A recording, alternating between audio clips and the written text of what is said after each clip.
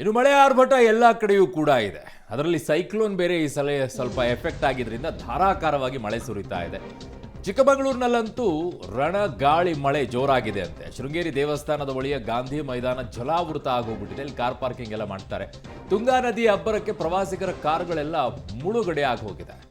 ಕ್ಷಣ ಕ್ಷಣಕ್ಕೂ ಕೂಡ ನದಿಯ ನೀರಿನ ಮಟ್ಟ ಏರಿಕೆ ಆಗ್ತಾ ಇದೆ ಅಂತ. ಈಗ ಮಳೆ ಬರದೇ ಇದ್ರೆ ಇಳಿಕೆ ಆಗುತ್ತೆ, ಮಳೆ ಬರ್ತಾ ಇದ್ರೆ ಏರಿಕೆ ಆಗ್ತಾನೆ ಇರುತ್ತೆ. ನದಿಯ ಇಕ್ಕೆಲೆಗಳ ತೋಟಗಳು ಬಹುತೇಕ ಜಲಾವೃತವಾಗಿದೆ.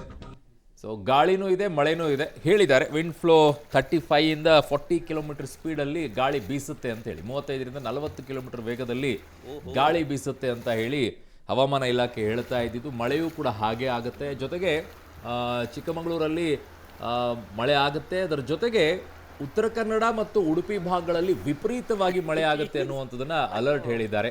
29-30ನೇ ತಾರೀಕಿನವರೆಗೂ ಕೂಡ ಈ ಮಳೆ ಆರ್ಭಟ ಇನ್ನೂ ಜೋರಾಗೇ ಇರುತ್ತೆ, ಗಾಳಿ ಸಹಿತ ಮಳೆ.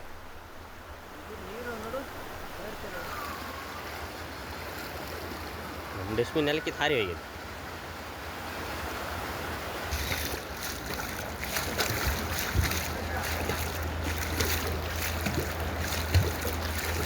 ಓಹೋ,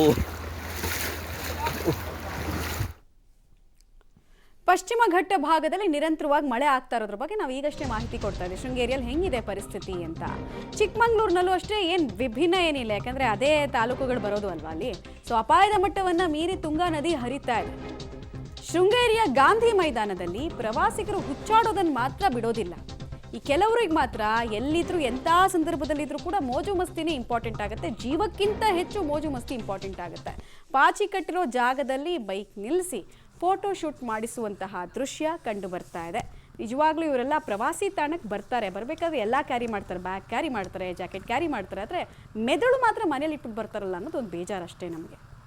ಅದೊಂದು ಮಾತ್ರ ಕ್ಯಾರಿ ಮಾಡಲ್ಲ. ಅದು ತುಂಬ ಇಂಪಾರ್ಟೆಂಟು. ಈ ಥರ ಜಾಗಕ್ಕೆ ಹೋದಾಗ ಅದನ್ನು ಯಾಕೆ ಬಿಟ್ಬಿಟ್ಟು ಬರ್ತಾರೋ ಗೊತ್ತಿಲ್ಲ. ಮ್ಯಾಂಡೇಟ್ರಿ ಮೆದುಳನ್ನು ತನ್ನಿ ಅಂತ ಎಲ್ಲಾದರೂ ಬೋರ್ಡನ್ನು ಹಾಕಬೇಕು ಅಂತ ಅನಿಸುತ್ತೆ. ಆ ಜಾಗದ ಬಗ್ಗೆ ಏನು ಗೊತ್ತಿರಲ್ಲ. ಬೈಕ್ ಕ್ರೇಜು, ತೊಗೊಂಡಿರ್ತಾರೆ, ಬೈಕ್ನ ತುಂಬಿಸಿರ್ತಾರೆ, ಪೆಟ್ರೋಲ್ನ ನಿಲ್ಲಿಸ್ಬೇಕು, ಫೋಟೋ ಶೂಟ್ ಮಾಡಿಸ್ಬೇಕು. ಜೀವದ ಬಗ್ಗೆ ಏನು ಕಾಳಜಿ ಇಲ್ಲ. ಪ್ರಕೃತಿ ನಾವು ಯಾವಾಗಲೂ ಹೇಳ್ತಿರ್ತೀವಿ, ರುದ್ರ ರಮಣೀಯವಾಗಿರುತ್ತೆ. ರಮಣೀಯ ನೋಡೋದಕ್ಕೆ ಬ್ಯೂಟಿಫುಲ್ಲು, ರುದ್ರ ಭಯಂಕರ. ಪ್ರಕೃತಿ ಆಳ ಆಗಲ್ಲ, ಗೊತ್ತಿರಲ್ಲ. ಆಟ ಆಡೋದಕ್ಕೆ ಹೋಗಬಾರ್ದು, ದೂರದಿಂದ ನೋಡಿ ಆಸ್ವಾದಿಸ್ಬೇಕಷ್ಟೇ. ಇವೆಲ್ಲ ಬೇಸಿಕ್ ಕಾಮನ್ ಸೆನ್ಸ್ ಎಲ್ಲ ಕೆಲವ್ರಿಗಿಲ್ಲ ಬಿಡಿ. ಅದೆಲ್ಲ ಎಕ್ಸ್ಪೆಕ್ಟ್ ಮಾಡೋದು ತುಂಬ ಕಾಸ್ಟ್ಲಿ ಅಷ್ಟೇ. ಅದು ಸ್ಕೂಲಲ್ಲಿ ಎಲ್ಲ ಕಲಿಸ್ತಾರೆ, ಇದೊಂದು ಸ್ವಲ್ಪ ಎಕ್ಸ್ಟ್ರಾ ದುಡ್ಡು ಕೊಟ್ಟರೆ ಮಾತ್ರ ಕಲಿಸೋದು ಅನ್ನೋ ಥರನೋ ಏನೋ ಗೊತ್ತಿಲ್ಲ. ಕಲ್ತಿರಲ್ಲಪ್ಪ. ಅಲ್ಲಲ್ಲೇ ಜಾರು ಬಿದ್ದು ಮುಖಾಮುಖಿ ಎಲ್ಲ ಒಡ್ಕೊಂಡು ಒಟ್ಟಿನಲ್ಲಿ ಅನಾಹುತ ಮಾಡ್ಕೊಳ್ತಾರೆ ಅಷ್ಟೆ.